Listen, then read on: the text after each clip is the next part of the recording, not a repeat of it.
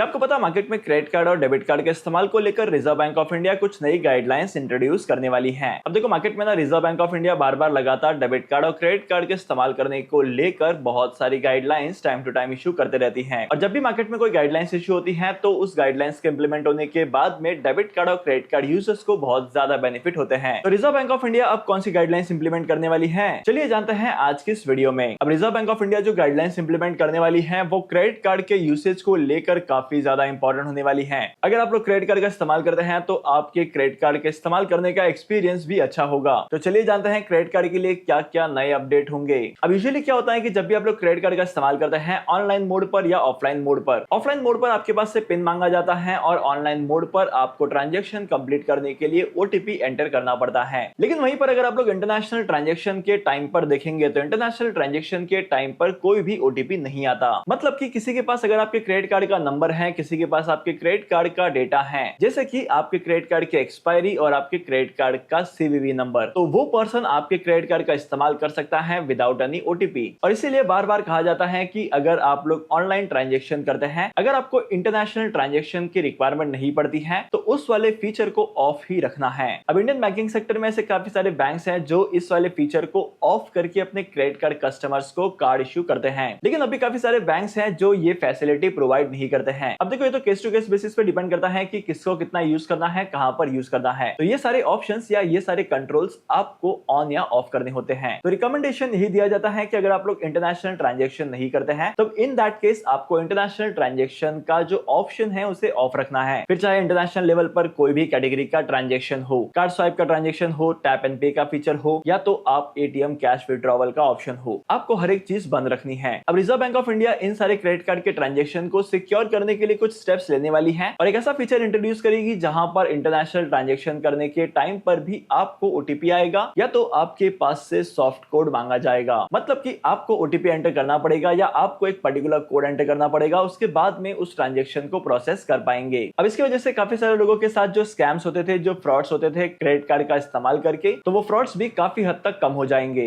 इसके बाद number 2 update है बैंक के डोमेन को लेकर। अब देखो मार्केट में जितने भी बैंक्स हैं सभी की अपनी अपनी खुद की वेबसाइट है, इनके खुद के अपने अपने डेवलपर्स हैं। अब अगर किसी के नंबर पर कोई मैसेज आता है, लिंक आती है, तो आइडेंटिफाई करना थोड़ा सा मुश्किल हो जाता है कि कौन सा प्रॉपर बैंक की तरफ से आया है और कौन सा फिशिंग स्कैम के तौर पर आया है। मतलब कि आइडेंटिफिकेशन का बहुत इश्यू होता है कि जेन्युइन बैंक का वेबसाइट कौन सा है और फ्रॉड वेबसाइट कौन सा है। इसीलिए reserve Bank of India upcoming time period में एक नए प्लेटफॉर्म पर काम करने वाले हैं जहां पर हर एक बैंक को अपनी वेबसाइट वहीं पर डिजाइन करनी होगी। मतलब कि एक ऐसा प्लेटफॉर्म क्रिएट करने वाले हैं जहां पर हर बैंक के, हर फाइनेंशियल इंस्टीट्यूशंस की वेबसाइट होगी। अब मार्केट की रिपोर्ट के हिसाब से तो ये पता चला है कि बैंक्स एंड फाइनेंशियल इंस्टीट्यूशंस को सेपरेट डोमेन दिए जाएंगे। एक्चुअली माना जाता है कि मार्केट में जितने भी वेबसाइट्स हैं वो आने वाले टाइम पीरियड में डॉट बैंक या तो मार्केट में जितने भी फाइनेंशियल इंस्टीट्यूशंस हैं वो डॉट फिन के तौर पर एंडिंग होगी। मतलब कि एक ऐसा स्पेसिफिक डोमेन होगा जिसकी वजह से आपको पता चलेगा कौन सी जेन्युइन वेबसाइट है और कौन सी जेन्युइन वेबसाइट नहीं है। अब देखो रिजर्व बैंक ऑफ इंडिया को ये सारी चीजें इंप्लीमेंट करने में थोड़ा सा वक्त तो लगेगा, लेकिन इन सारी चीजों के इंप्लीमेंट होने के बाद में डेबिट कार्ड और क्रेडिट कार्ड के यूजर का एक्सपीरियंस काफी हद तक इंक्रीज होगा।